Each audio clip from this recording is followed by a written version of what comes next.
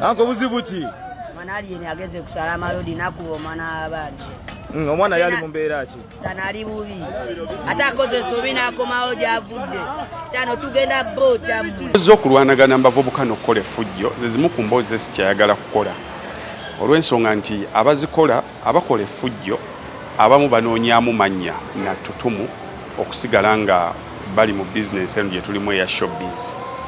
Ensonga lwaki olumu saagala kuzikola.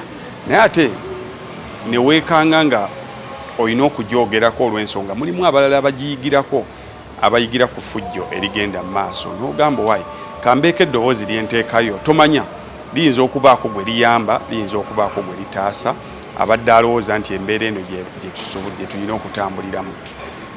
Olunaku lw'eggulo amasasi gaavuze ku luguudo lwa Salama Road. Ezimu ku mboozi naddala ezirimu ekikoosi y'abafangoni nabulya nga ze nali nawummuza tukole ebirala naye tulina okwogera enjuyi zonna oba fangoni yentuufu oba sayidi kyentuufu tulina okuteekawo eddoboozi lyaffe okubaako be tutaasa naddala abalowooza nti effujjo lino lirina gye ligenda okubatwala makampuni gonna naddala mu bavubuka generation yaffe bantu bangi abazze nga bafiira mu bintu bino tuzze tuboogera buli lunaku okuva eri gye twabikoppa because eno ganga violence eriwo is a product of movies twajja tulaba mu bibanda abaana ne bajja nga tuzikopa ezigaali gye twazikopa tugenza okutuuka olunaku olwaliro nga zifiiriddemu abantu bangi botakyajjukira mannya. Mulimu abakubiddwa, balimu abasaliddwa amacupa, mulimu abali mu malwaliro, mulimu abalina ebisago, mulimu abantu bangi boddayo n'owuliriza emboozi z'eggaali ezo abantu bangi abalina ennaku n'abazirimu bennyini bangi essaawa zino nga we bali si we baagala okubeera. Kakati ekituteesaako eddoboozi amasasi bwe gaavuze olunaku lw'eggulo nawulidde bubi bwe kusalawo mpikinga interest ndabe ku luno ate kiki.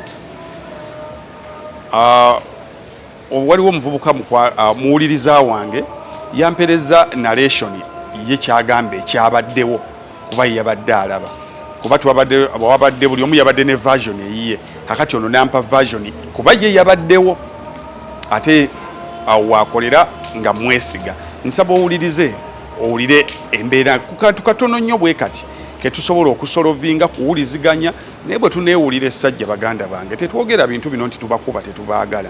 Nze I personally njogera ebintu bino because njagala tukyuke njagala tubeereko mu society. Tulina ebizibu bingi ebitutwala ng'abavubuka sirimu atutwala obwavu bututwala kati twandyagadde ebintu ebiri preventable nti oyogeddemu n'owa traffic muwuliziganye oyogeddemu n'owamagye muwuliziganye nammwe abantu b'ebbali bw'oba oyogeramu n'omuntu yenna tuwuliziganye bwe tutaawuliziganye tugenda kumaliriza nga tufudde nga basirusiru nga Desmond Tutu bwe yagamba if we fail to live as brothers and sisters we are going to die as fools. Agamasasi agakubiddwa gabakwata muntu he or she would have died as a fool in case yabadde wakati mu skafo eyo nejjukira mulimu ne basaalumanya baate abafa not as fools but nga bali mu byabwe birala nnyo. Stray bullets ezo zigenda ne zikwata abantu owa police owa trafiki owa akutte muntu kyekyadde kikufulumisa amasasi awo sabakuuma ddembe namwe mulimu ebintu nga they do not call for bullets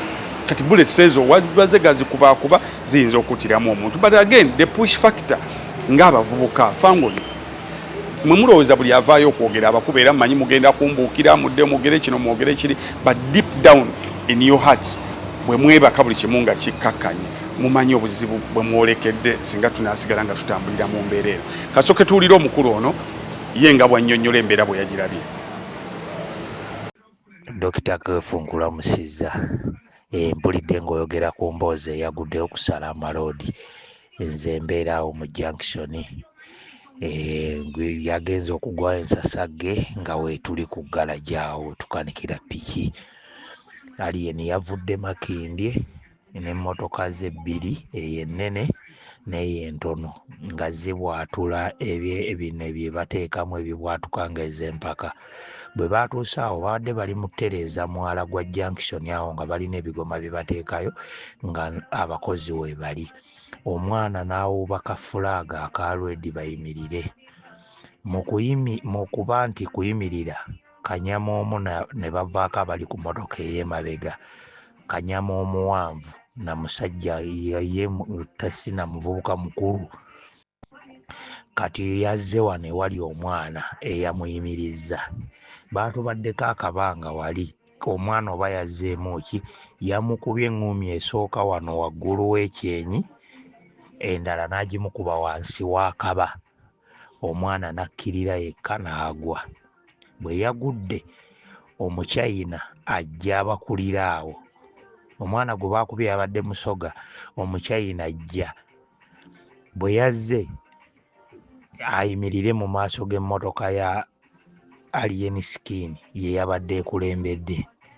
Alien yasimbudde emmotoka ng'agireeta wali Omuchina. Omuchina n'abuuka. Omuchina yadde akwata vidiyo olw'okubona omwana agudde ng'abantu ffenna bagamba amukoze kyamukoze, naye nga yamukubye ebikonde 2 n'agwa. Kati Omuchina emmotoka zikuba encungwa awo bwe ziti ziyolekera Salama Road.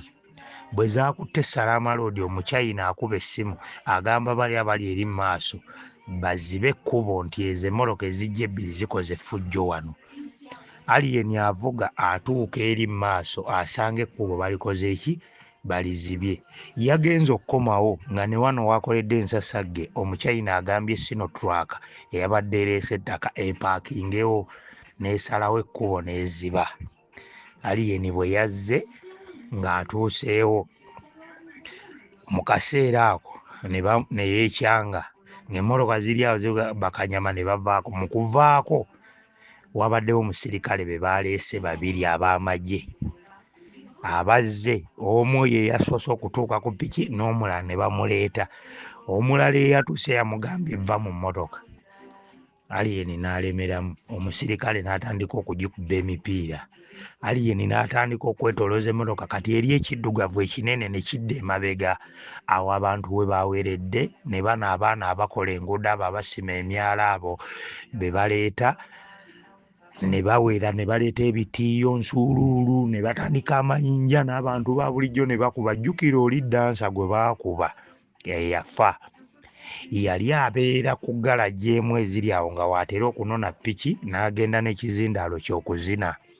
Kati abantu nga balina obusungu ne bakuba amayinja emmotoka ne bazaasa endabirwamu. Ezo emmotoka ezisinga bazikubye naye twalabyeko omwana omu ku babe eyabadde mu mmotoka ya Alien yennyini ng'amuguddeko bw'ati, kuba twalabye ng'essasi erikwatayo mu ndabirwamu n'amugwako bw'ati. Alien ng'agivugisa omukono gumu ng'emmotoka ekola ki, eri mu kkuba encungwa eddayo emabega. Then bwe yazzeeyo n'ayolekera mu maaso yatuuse wali nga Kagodo waliwo ekkubo lye bayita Sematimba Road ng'abantu tugenda tudduka we yayambukidde ne bambuka. Naye nga bano bakanyama abamu abavubuka be babadde nga n'emmotoka ziri ebatwala ebalese balinye na pikipiki okugigoba okudduka ogenda ogisanga eri mu maaso. Ekintu bwe kityo bwe kyabadde. Yesebo kale Mukama akuume sula bulungi. Oyo ye bw'atyo bwe yabirabye nti kantu katono nnyo. Oli yagenze bali bamugamba oluguudo lusibe, oli bamugamba oluguudo lusibe, ne babaako okuwanyisiganyaawo bikonde bye byalamudde. Kati emboozi nzibu yakuwakanya nti abantu abagibaddemu they are the usual suspects, usual culprits of violence. Naddala mu bbanga eriyise ery'emabega bayinza bo nga bwe bakyegaana naye ogenda okumaliriza nga buli we bali wabaawo akavuyo. Mu mabaala bakubakubya abantu malwaliro babano bakubagana mu kwivulu babano bakubagana. Si yegenda okuba emmanya y'enkoko baganda bange tukakkane. Essaawa zino tusobola okuba nga tulinamu obusimu bwe tusobola okuba but time will come nga tokyasobola kukuba ssimu. Tubadde tubawa examples z'aba notorious BIG batupaka they died. So muli baganda baffe nze sinyumirwa mulimu ekintu nga newe kuba tetukolagana nga si kinyumirwa kituuke ku muntu. Ate sinti sikolagana nammwe sinti mutwewala nasibapangisa nko temumpangisa nko but let's calm down.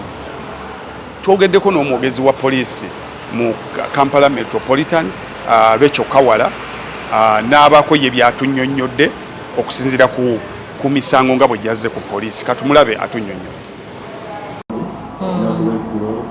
Eri omwenge Alien Skin kyekituufu ekigenda mu maaso kyabadde wafana? Twafunye reports okuva mu parties bbiri nga manager wa Fangon Forest yaleese report eya malicious damage oba okwonoona mu bugenderevu nga agamba nti emmotoka yaabwe yayonooneddwa. Ne tufuna ne report okuva wa safety manager wa construction company ng'eno erikola ku luguudo Salaama nga naye aloopa okuba omukozi waabwe Ouma Joseph nga naye nga kusinziira ku video ezitambula nga twalabye nti oba okunoonyeza kulaga nti ono aba Fangon Forest bano bazze nga bali mu mmotoka, kigambibwa nti abadde bakola oluguudo ne bagezaako okuba diverting oba okubalaga okuyita ewalala, naye bano ne beeyongera nga bayita mu luguudo awo babagaanye, era ne kiviirako akavuvuŋŋana awo. Abasirikale bazzeemu okulaba nti bakakkanya embeera eyo. Ki ekirina okugambibwa against scheme ku bantu abalwaddewo bamayinja okukola ki akirina mu maaso poliisi kyegenda? Wabaddewo okuba amayinja era nga vidiyo bweraga poliisi eri mu kunoonyereza oli waaba yaloopye okwonoona emmotoka ye nga ne bano baloopye okuba omukozi waabwe. Ezo fayiro zombi tugenda kuzinoonyerezaako nga naye tukubiriza abantu okusigala nga bakkakkamu ate n'ekirala tewali ali waggulu w'amateeka nga kati nga incidenti eyo bw'obanga oli ku luguudo bali mu kukola luguudo bakulagiridde twale teeka yita wano toyita wano, tukusaba nti goberera amateeka ago kuba osanga waliwo kye bali okutaasa maaso gy'olaga nga naye ng'ensonga ezo tugenda kuzinoonyerezaako tuzuule ddala mazima ki n'ebyokugamba nti w'emmotoka yayonooneddwa masasi yakoze eki. Abapoliisi baffe okuva e Katwe abagendagenda bajje Kenneenye tulabe ddala damage ki emmotoka eno gyefuna, damage yavudde ku mayinja oba damage yavudde ku kintu kirala. Apande abantu bagamba aliensikensi omulundi okusoosa okulabirako mu mbeera ey'obuvuyo banabulako nga poliisi eziyifuna kikize kubanga si omulundi okusoosa Mabeka nga alwana n'abantu ey'oku Fangon Forest alabireko mu mirundi mingi mu bumenyi bw'amateeka naye bagamba omuntu aliensikeni ali above the law lwakuba ye muyimbi ali kusaidia gavumenti anti era nva kugamba nti tewali ali waggulu w'amateeka. Okunoonyereza bwe kunaalaga nti sayidi ye ku bimugambibwako nti bituufu nti gumusinze amateeka gajja kumuvunaana, tewali ali waggulu w'amateeka. Kale poliisi nga bwakugambye nga bwe banoonyereza ku misango buli omu yawawaabidde, bali bawawaabira malicious damage, bano nabo bawawaabidde abakyayi ab'ekkubo. So poliisi kenoonyereze tumanyi gye gunaakoma, naye nsaba if we can arrest situations nga zikyali mu mbeera gye tusobola. Ebbugumu tulina lingi nnyo naye nga Bayibuli bwegamba nyumira obuvubuka bwo ng'okimanyi obukadde busemberera. Tetwandyetaaze kulaba abavubuka nga tukaddiwa tuli balema, nga tukaddiwa tetulina maaso, tukaddiwa tefina. We have very many things ebiri inevitable bitasobola tetutayinako control ebitutulugunya nga biri munda mu system gye twasangawo naye bye tulinako control. Otuuse omusajja agambye ekkubo sibe. Speakers, brothers and sisters, kiki muba mukubagana ebikonde? Then namwe abayina emmundu, don't just throw bullets here and there. Otherwise eggwanga lyaffe mbagamba buli lunaku we are ripe for the worst. Essaawa yonna singa gavumenti tebeeko kyekola. Anyway, gavumenti ali nayo ngitumye kinene kubanga ate bano betwogerako bakozi baayo. Kati kwegaba binene bikutabula kuloopera muganzi mu kizikiza naye alina amatu awulira omwoyo kyagamba ekkanisa.